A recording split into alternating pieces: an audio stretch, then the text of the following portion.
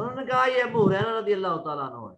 تو شفیع بیان کرتے ہیں کہ میں ان کے قریب ہوا اور ان کے سامنے آ کر بیٹھ گیا. وہ حدیث پاک بیان کرتے ہیں, کرتے رہے. جب ان کا بیان ختم ہوا تو لوگ چلے گئے. میں نے ان سے کہا کہ میں آپ کو اللہ کا واسطہ دے کر یہ کہتا ہوں کہ آپ مجھے کوئی ایسی حدیث بیان کیجئے جو آپ نے نبی پاک صلی اللہ علیہ وسلم سے سنی ہو, اسے سمجھا ہو اور اسے یاد رکھا ہو. حضرت ابو ہریرہ رضی اللہ تعالیٰ عنہ نے فرمایا میں تم سے ایسی حدیث ضرور بیان کروں گا جو نبی کریم صلی اللہ علیہ وسلم نے مجھ کو بیان کی تھی, میں نے اسے سمجھا اور یاد رکھا. اس کے بعد حضرت ابو ہریرہ رضی اللہ تعالیٰ عنہ پر بے ہوشی کی سی کیفیت طاری ہو گئی, وجد کی کیفیت. کچھ دیر گزر گئی, جب ان کی طبیعت کچھ سنبھلی تو انہوں نے فرمایا میں تمہارے سامنے وہ حدیث ضرور بیان کروں گا جو نبی کریم صلی اللہ علیہ وسلم نے میرے سامنے بیان کی تھی. میں اور نبی اکرم صلی اللہ علیہ وسلم اس وقت اس گھر میں تھے, اس گھر میں تھے, اور میرے اور نبی اکرم صلی اللہ علیہ وسلم کے علاوہ کوئی اور یہاں موجود نہیں تھا. اس کے بعد دوبارہ حضرت ابو ہریرہ رضی اللہ تعالیٰ عنہ پر غشی کی کیفیت طاری ہوئی. اے وجد کی کیفیت پر دلیل ہے کتنی بڑی حدیث پاک. جب ان کی طبیعت سنبھلی انہوں نے اپنے پر ہاتھ پھیرا, پھر بولے میں تمہیں وہ حدیث ضرور بیان کروں گا جو نبی اکرم صلی اللہ علیہ وسلم نے مجھے بیان کی تھی.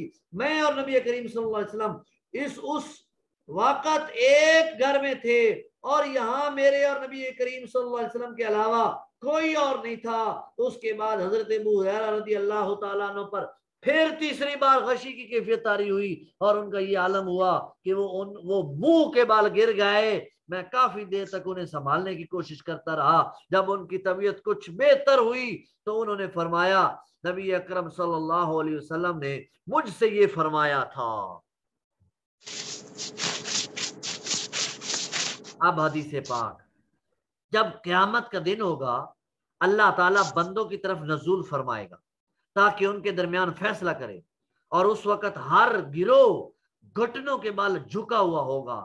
سب سے پہلے جن افراد کو پیش کیا جائے گا ان میں سے ایک ایسا شخص ہوگا جس نے قرآن پاک کا علم حاصل کیا ہوگا, ایک ایسا شخص ہوگا جو اللہ کی راہ میں مارا گیا ہوگا, شہید کیا گیا ہوگا, ایک ایسا شخص ہوگا جس نے دنیا میں مال اور دولت اکٹھی کی اور اللہ تعالیٰ قرآن کے عالم سے دریافت کرے گا میں نے تمہیں اس چیز کا علم نہیں عطا کیا جو میں نے اپنے رسول پر نازل کی تھی. وہ عرض کرے گا کیوں نہیں ہے میرے پروردگار؟ تو اللہ تعالیٰ فرمائے گا تو نے آپ نے اس علم کے حوالے سے عمل کیا کیا ہے؟ وہ عرض کرے گا میں رات دن اس کے ساتھ مصروف رہا. تو اللہ تعالیٰ فرمائے گا تم غلط کہہ رہے ہو. فرشتے بھی اس کو کہیں گے تم غلط کہہ رہے ہو. اللہ تعالیٰ فرمائے گا تمہاری نیت یہ تھی کہ تجھے قرآن کا عالم کہا جائے, یہ بات کہہ دی گئی تمہیں دنیا میں قرآن کا عالم کہا گیا. اس کے بعد پھر مال والے شخص کو لایا جائے گا تو اللہ تعالیٰ اس سے بھی دریافت کرے گا میں تمہیں کشادگی عطا نہیں کی تھی, تمہیں کسی کا محتاج نہیں رہنے دیا تھا. وہ عرض کرے گا جی ہاں اے میرے پروردگار تو نے یہ عطا کی تھی. اللہ تعالیٰ فرمائے گا میں نے جو تمہیں عطا کیا تھا تم نے اس حوالے سے کیا عمل کیا؟ وہ عرض کرے گا میں نے اسے صلہ رحمی کے حوالے سے خرچ کیا, صدقہ کیا. اللہ تعالیٰ فرمائے گا تم غلط کہہ رہے ہو. فرشتے بھی اس کو کہیں گے تم غلط کہہ رہے ہو. اللہ تعالیٰ فرمائے گا تمہارا مقصد یہ تھا کہ لوگ تمہیں بڑا سخی کہیں اور لوگوں نے تمہیں پھر سخی کہہ دیا. پھر وہ شخص لایا جائے گا جو اللہ کی راہ میں مارا گیا تھا. اللہ تعالیٰ فرمائے گا تمہیں کس لیے قتل کیا گیا؟ وہ عرض کرے گا میرے پروردگار تجھے تیری راہ میں جہاد کرنے کا حکم مجھے ملا تو میں نے جہاد میں حصہ لیا یہاں تک کہ مجھے قتل کر دیا گیا. تو اللہ تعالیٰ فرمائے گا تم غلط کہہ رہے ہو. فرشتے بھی کہیں تم غلط کہہ رہے ہو, تمہارا مقصود یہ تھا کہ تمہیں بڑا بہادر کہا جائے اور وہ تمہیں کہہ دیا گیا. حضرت ابو ہریرہ رضی اللہ تعالیٰ عنہ بیان کرتے ہیں اس کے بعد نبی کریم صلی اللہ علیہ وسلم نے میرے گھٹنے پر ہاتھ مارا اور فرمایا اے ابو ہریرہ اللہ کی مخلوق میں سے یہ وہ 3 افراد ہیں جن کے لیے قیامت کے دن سب سے پہلے آگ کو بھڑکایا جائے گا. इन्ना लिल्लाहि व इन्ना इलैहि राजिऊन। कितने बद नसीब हैं वो लोग जिनको दुनिया में कुरान और हदीस का इल्म पढ़ा, फिर वो दुनिया में कुरान और हदीस का इल्म पढ़ाते रहे, मगर नीयत दुरुस्त नहीं थी। नीयत जो है वो थी अपनी वाह वाह की, बल्ले बल्ले की, और अपने आप को आलिम, मौलाना, मुफ्ती, हाफिज कहलवाने की, कारी कहलवाने की। और वो लोगों ने उसे आलिम भी कहा, मुफ्ती भी कहा, उस्ताजुल उलमा भी कहा, शेखुल हदीस भी कहा। लेकिन अफसोस और बदबख्ती है कि इतनी नेमतों के बावजूद, इतना इल्म के बावजूद भी उस वो जहन्नुम में चला गया, वो जहन्नुम में चला जाएगा। सबसे पहले जहन्नुम में जाने वाले शख्सों में से होगा। अफसोस की बात है, हसरत की बात है।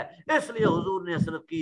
इसलिए अबू हुरैरा रज़ी अल्लाह तआला अन्हु 3 बार बेहोश हुए कि कितना बदनसीब है जिसको दुनिया में माल मिला और उसने खर्च भी किया अल्लाह की राह में, मगर नीयत बद थी। नीयत अल्लाह की रजा, अल्लाह की खुशनुदी नहीं थी। और अफसोस, वो एक को तो दुनिया मिली और उसने खर्च ही ना किया ना। अफसोस तो इस पर है जिसने अल्लाह की राह में खर्च भी की, फिर भी जहन्नुम में जाने वालों में से हो गया, क्योंकि उसकी नीयत नहीं थी ठीक। और इसी तरह शहीद होने वाला भी वही बात है। तो अल्लाह ताला से दुआ है, अल्लाह ताला हमें सही मानों में अपनी नीयतों को दुरुस्त करने की तौफीक अता फरमाए। और अगर हमें कोई नेकी का सिला, कोई नेकी मिल रही है, कोई नेकी हम कर रहे हैं, तो फिर इस पर अपनी नीयत को दुरुस्त करने की भी कोशिश आज हद करें, ताकि हमारी ये नीयतें हम जो है ना वो हमारे आमाल के जाया होने का सबब ना बन जाए। इसलिए अच्छी नीयतें करें। वो पहले भी सुनाया था, हजरत मेरे ख्याल में उनका कॉल था, हजरत सुफियान सोरी रहमतुल्लाह अलैह, या नाम भूल गया हूँ, पिछले इसबाक में नाम मौजूद है। उन्होंने फरमाया था कि जितनी मुशक्कत मुझे नीयत को दुरुस्त करने में हुई है, इतनी मुशक्कत मुझे किसी और काम में कभी नहीं हुई।